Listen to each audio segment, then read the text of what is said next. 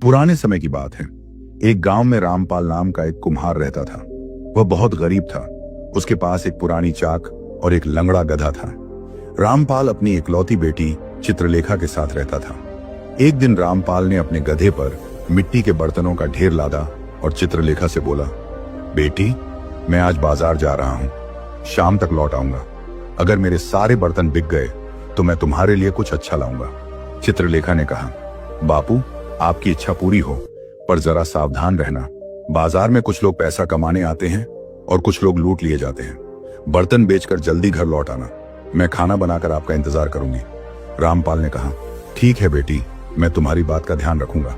अब मैं चलता हूँ। कुछ देर बाद बाजार पहुंचकर रामपाल ने ग्राहकों को आवाज लगाना शुरू किया, बर्तन ले लो, मिट्टी के मजबूत बर्तन ले लो। काफी देर के बाद एक धनी व्यापारी आया जिसका नाम धनराज था। धनराज खुद को बहुत चालाक समझता था और लोगों को ठगने का काम करता था। जब नजर रामपाल पर पड़ी तो उसने सोचा, इस गरीब बूढ़े को तो मैं आसानी से ठग सकता हूँ। वैसे भी यह शक्ल से ही मूर्ख लगता है।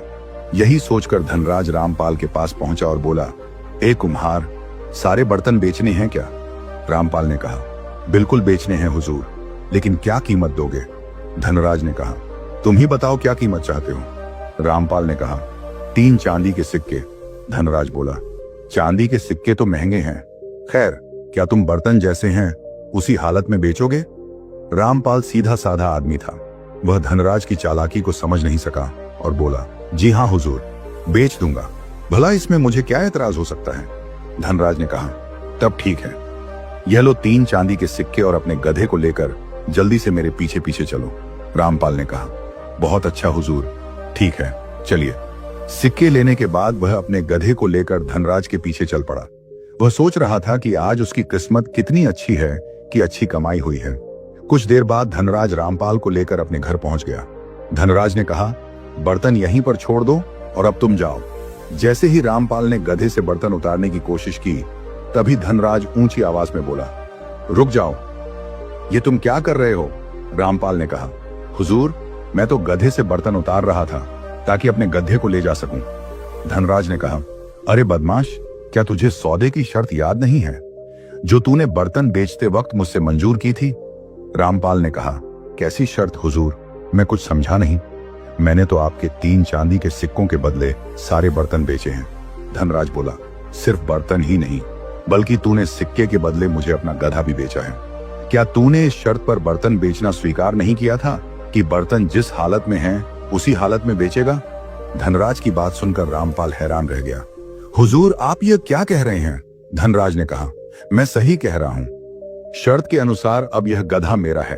तुझे अपनी कीमत मिल चुकी है, इसलिए अब तू यहां से चला जा।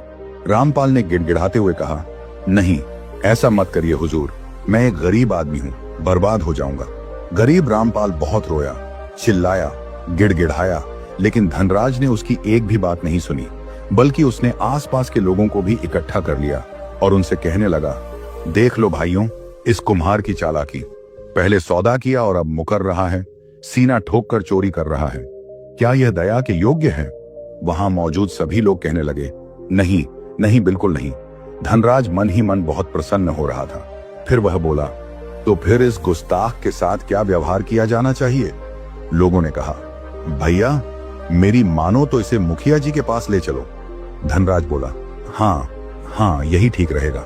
लोगों के कहने पर धनराज रामपाल को मुखिया जी के पास ले गया। मुखिया धनराज का घनिष्ठ मित्र था। धनराज ने मुखिया को सारा किस्सा सुनाया। सारी बात सुनने के बाद मुखिया जी ने भी अपने मित्र धनराज के पक्ष में ही फैसला सुना दिया।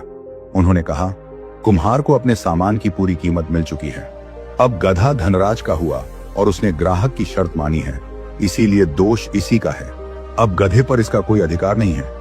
मुखिया का फैसला सुनने के बाद गरीब किसान रामपाल ने कहा, यहां भी मुझे न्याय नहीं मिला। बेचारा रामपाल अपने दुर्भाग्य पर आंसू बहाता हुआ अपने घर लौट आया।